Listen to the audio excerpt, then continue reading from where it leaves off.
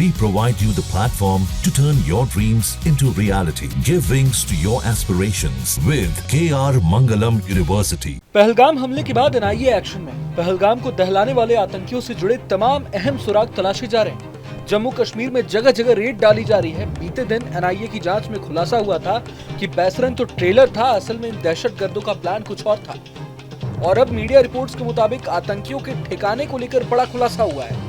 मतलब आतंकी इस वक्त कहां छिपे हो सकते हैं, कौन सी वो लोकेशन है जहां आतंकी इस वक्त मौजूद हैं, इसे लेकर एनआईए की जांच में बड़ा खुलासा हुआ है। जानकारी के मुताबिक पहलगाम को दहलाने वाले हमलावरों के अभी भी दक्षिण कश्मीर यानी साउथ कश्मीर में छिपे होने की आशंका है। जांच में पता चला है कि कुछ आतंकवादी अभी भी इस इलाके में छिपे हो सकते हैं। 22 अप्रैल को पहलगाम की बैसरन घाटी में हुए हमले के दौरान कुछ आतंकवादियों के दूर से कवर फायर देने का संदेह है।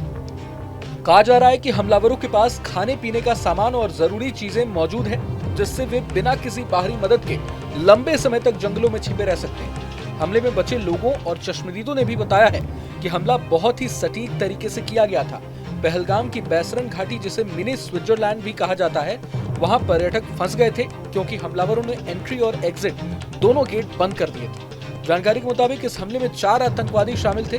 2 मुख्य गेट से अंदर आए, एक एग्जिट पर खड़ा था और चौथे के बारे में शक है कि वो आसपास के देवदार के जंगल में बैकअप के लिए छिपा हुआ था। 3 आतंकवादियों ने पर्यटकों पर गोली चलाई।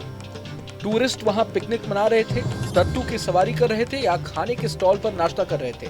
2 हमलावरों ने सेना की वर्दी पहनी थी, जबकि तीसरे ने कश्मीरी फिरन पहन रखा था।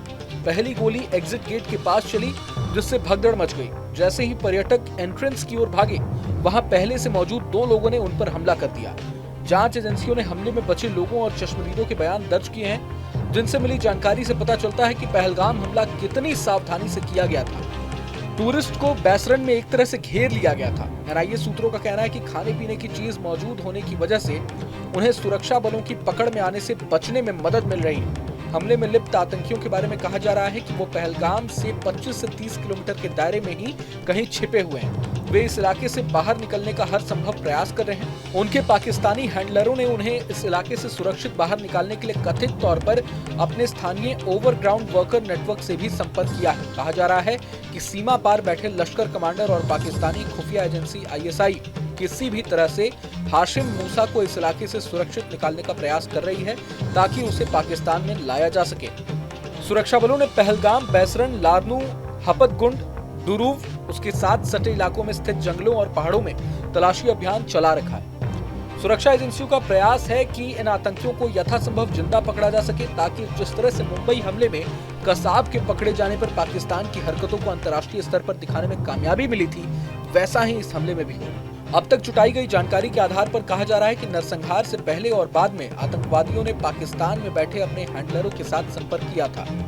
आतंकियों द्वारा इस्तेमाल किए गए सैटेलाइट फोन को ब्यौरा जुटाने के लिए विदेशी विशेषज्ञों की भी मदद ली जा रही है। सुरक्षा एजेंसियों का मानना है कि यह हमला लश्कर-ए-तैयबा ने पाकिस्तानी खुफिया एजेंसी ISI के इशारे पर ही किया है। इस घटना के बाद से पूरे इलाके में अभी भी डर का माहौल है। सुरक्षा बल हमलावरों को पकड़ने के लिए लगातार तलाशी अभियान चला रहे हैं। लोगों से अपील की गई है कि वे शांत रहें और पुलिस को सहयोग करें। किसी भी संदिग्ध गतिविधि की सूचना तुरंत पुलिस को दें। यह हमला कश्मीर में शांति और स्थिरता को भंग करने की बहुत बड़ी कोशिश है, लेकिन सरकार और सुरक्षा बल मिलकर इस चुनौती का सामना करने के लिए पूरी तरह से तैयार है। उम्मीद है कि जल्द ही हमलावरों को पकड़ लिया जाएगा और उन्हें सजा जरूर मिलेगी। बहरहाल पूरे मसले को लेकर आप क्या कुछ सोचते हैं, हमें कमेंट बॉक्स में जरूर बताएं। अगर आपको ये वीडियो पसंद आए तो लाइक करें और चैनल को सब्सक्राइब करें। वहीं तमाम बड़ी खबरों के लिए देखते रहें न्यूज नेशन। न्यूज नेशन अब व्हाट्सएप पर खबरों की ताजा अपडेट के लिए न्यूज नेशन के इस QR कोड को स्कैन करें।